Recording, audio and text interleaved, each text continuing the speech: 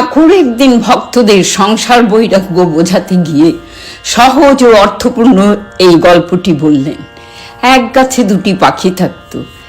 একটি পাখি গাছের নিচের ডালে বসে ফল খেত।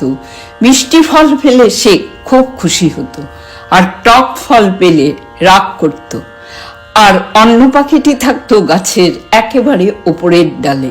সে ফল খেত না, কেবল শান্তভাবে বসে থাকতো আর নিচের পাখিটির সবকিছু দেখত। নিচের পাখিটি হলো জীবাত্মা।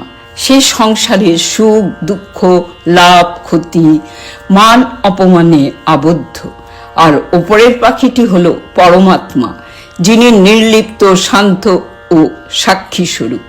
যখন মানুষ নিজের পাখির মতো ভোগ বিলাসে দুঃখে ডুবে থাকে, তখন সে অশান্ত থাকে।